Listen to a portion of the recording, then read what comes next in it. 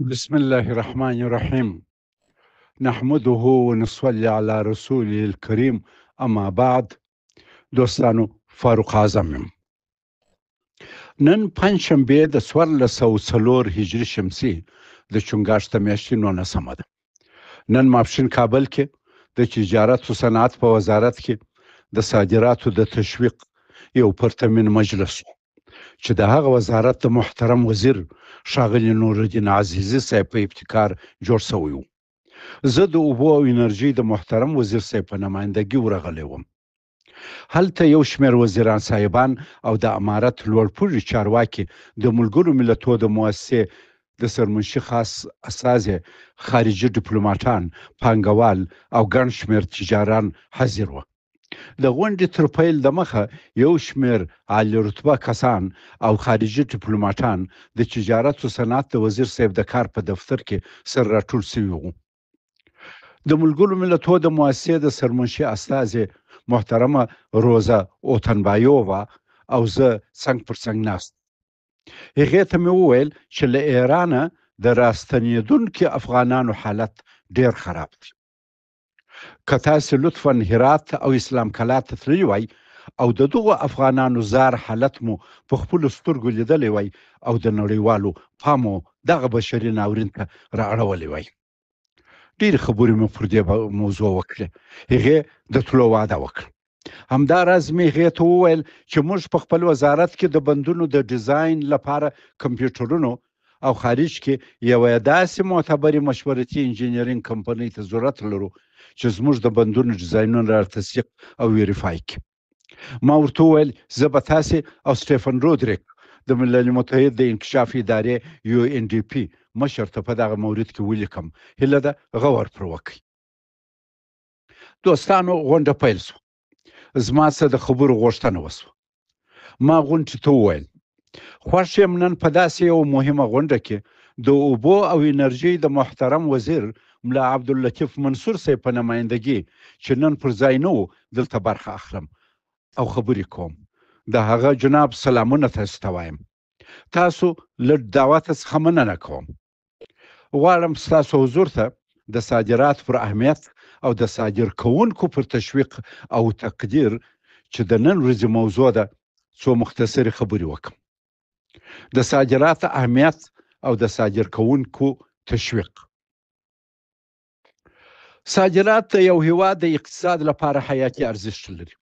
د صادروونکو تشویق او تقدیر نه یوازې دا چې د دوی هڅو ته درناوی دی، بلکې دا د نورو تجارانو لپاره یو ګټور الهام هم دی. حکومت، شخصي تشبث، سوداګریزې اتحادیې او ټولنه باید ګډ کار وکړي. صادروونکي وهڅوي څو د صادراتو کچه لوړه شي. صادرات ولې مهم دي؟ ځکه مهم دي صادرات د بهرنیو اسعارو سرچینه ده او ملي عواید زیاتوي. صادرات د هر پرمختللي هیواد د اقتصادي ودې ستن ده. کله چې یو هیواد خپل تولیدات نور هیوادو ته صادروي، په حقیقت کې د بهرنیو اسعارو یو مهم جریان رامنځته کوي. په داخل کې خارجي اسعار پیدا کیږي چې د داخلي پانګونې، وارداتو، صادراتو او د مالي ثبات لپاره حیاتي دي. دوهم، د صادراتو پراخېدل د صنعتونو، کرنیزو تولیداتو او لاسي صنایعو ودې ته لاره هواروي چې ورسره نوي دندې او کاري فرصتونه پیدا کیږي. د صادراتو پراخېدل د صنعت، کرنې، لاسي صنایعو او خدماتو سکتورونه پیاوړي کوي او په نتیجه کې په هیواد کې د استخدام کچه لوړوي. دریم، صادرات د تولید اندازه لوړوي، پانګوال تشویقوي او اقتصادي وده او ثبات تضمینوي. څلورم، صادرات په حقیقت کې نړیوال بازار ته لاسرسی دی. د صادراتو سره محلي تولیدات نړیوال شهرت پیدا کوي او د هیواد نوم نړیوالو بازارونو کې پیژندل کیږي. پنځم، صادرات د تولید کیفیت ښه کوي. صادرات هیواد ته دا فرصت برابروي چې د نړیوال بازار برخه وګرځي او د خپلو محصولاتو کیفیت نړیوال معیارونو ته ورسوي.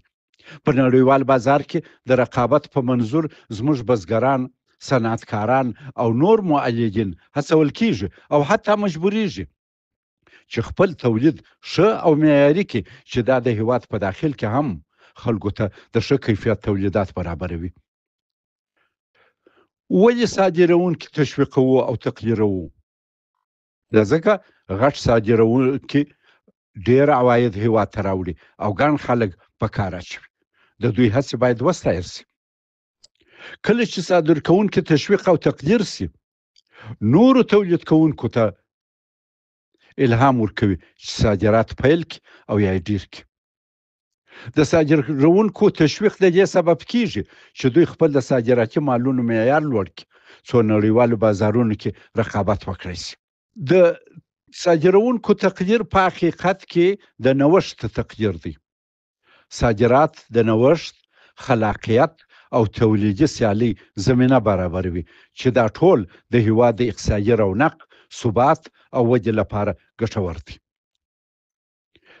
د صادروونکو تقدیرول صادروونکي هڅوي چې نړیوال نندارتونونو، نمایشګاهو او فورمونو ته ورسي او خپل وطني تولیداتو ته نوي بازارونه پیدا کړي. صادروونکي د هیواد اقتصادي اتلان دي.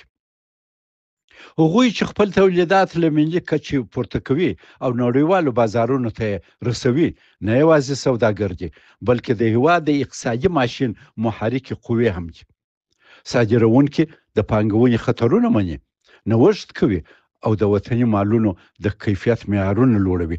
دا ډول خلک د هیواد واقعي اقتصادي اتلان دي. د صادروونکو تشویق او قدرداني یو ملي مکلفیت دی. دلته یو مهم ټکی روښانوم او هغه دا چې صادروونکي باید تشویق او تقدیر سي او لازمي اسانتیاوې ورته برابرې سي.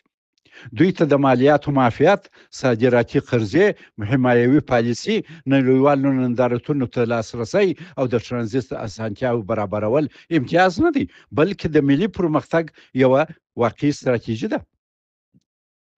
د صادروونکو تشویق او ستاینه نه یوازې د دوی هڅو ته درناوی دی بلکې دا نورو سوداګرو ته هم یو پیغام ورکوي او هغه دا چې که تاسې هڅه وکئ، امارت ترسره دی. د افغانستان اقتصادي پرمختګ هغه وخت یقیني کیږي چې موږ د خپلو صادروونکو ملاتړ وکړو او د دوی له لارې خپلو ملي تولیداتو ته بازار پیدا کړو. موږ باید ټولو سوداګرو ته پیغام ورکړو چې تاسې یوازې نه یاست، ملت او امارت ستاسې ملګری دي. دوستانو، افغانستان په وچه کې راګیر هیواد دی. موږ بهر ته لار نه لرو او خپل د صادراتو د ودې لپاره د ګاونډیانو رحم ته اړ یو. خو هوا زموږ بحر دی. د هوایي ترانسپورت تقویه کول موږ ته ډېر ضرور دی. پکار د امارت کارګو ته ډېره توجه وکړي. په هیواد کې د زرعي خودکفایي څنګ ته مسؤلیت غذایي ته هم توجه پکار ده. داسې نباتات باید وکرو او داسې لاسي صنایع تقویه کړو چې وزن یې د محصولاتو تولیداتو وزن یې کم او خارج کې باید ډېره وي، لکه زعفران، طبي بوټي، لاسي صنایع، قالین، خامک او داسې نور. په پای کې د ټولو صادرکوونکو هڅو ته د زړه له کومې مبارکي وایم او له امارت، د تجارت و صنعت وزارت، خصوصي سکتور او نړیوالو ملګرو او مؤسسو څخه غواړم چې د صادراتو د ودې لپاره ګډه ستراتیژي طرحه او کوټلي ګامونه پورته کړي. ومن الله توفیق. والسلام علیکم ورحمة الله وبرکاته.